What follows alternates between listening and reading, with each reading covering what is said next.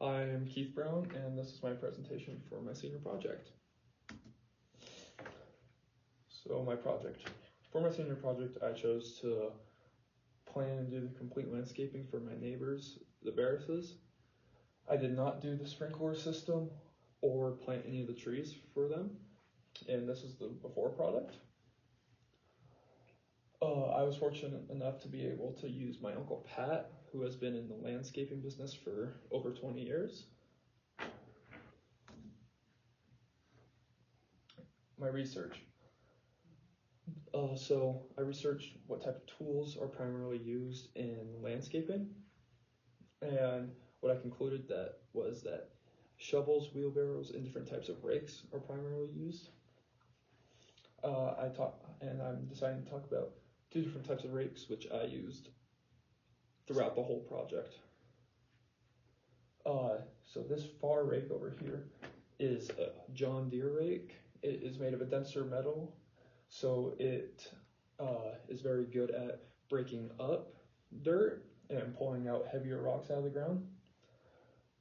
And on the back side of the rake, there are large bumps, which are primarily used to break up the dirt extremely well.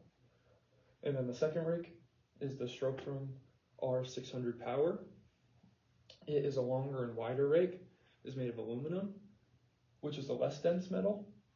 So these long prongs are more prone to breaking, but it is extremely useful to pull small piles of rocks in a wider range.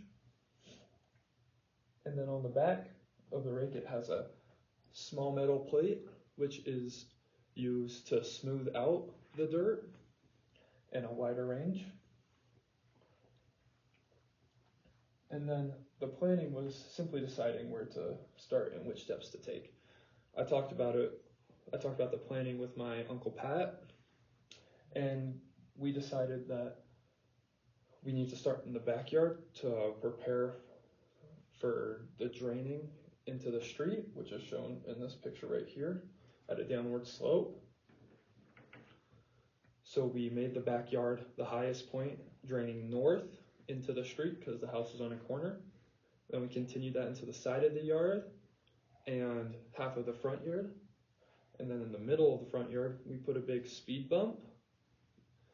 It was about a half circle, and it was to change the directions of the draining. So then in the other half of the front yard, we could drain east into the other side of the street.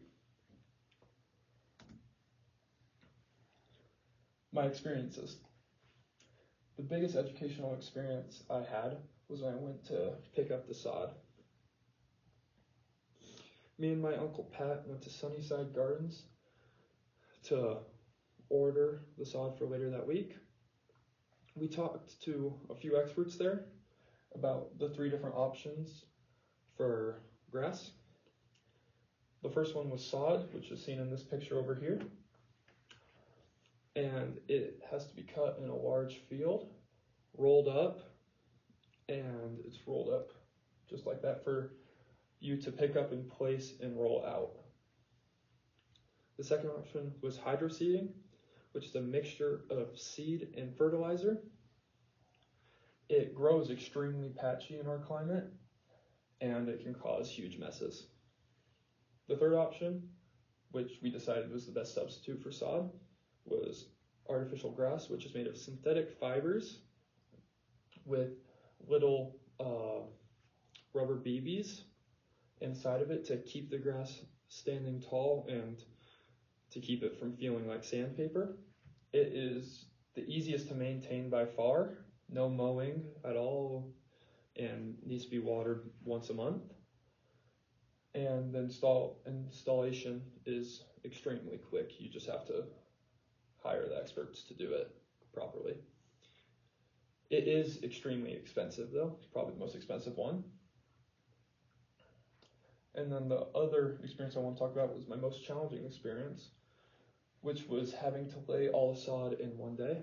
And what I mean by that is that it had to be cut in the field, delivered, and placed in one day. Or it had to be watered 3 times a day, which makes it heavier to carry and harder to place. and can cause all the grass to die. Which is why I asked 2 of my best friends to come help out. That's one of them right there. The other one did not make it into any of the pictures, unfortunately. What I learned that landscaping is hard physical work and is not simple. It is not a simple process, but has many details to think about. And the other thing I learned was goal setting. When I was looking at my project, it seemed extremely overwhelming to finish it all in one try, especially with the weather we were having at the beginning of the year. But what I learned from my uncle was planning it into smaller goals on a day-to-day scale make it come easier to complete. And then this is the finished product. This is the day after we laid the sod. You can see it's super dark green, which means it's been watered very well. And then I came back a few days ago and the grass was starting to turn yellow, which means it's dying and hasn't been watered properly. So I made sure to let the Bears know to keep up the water, maintain on it.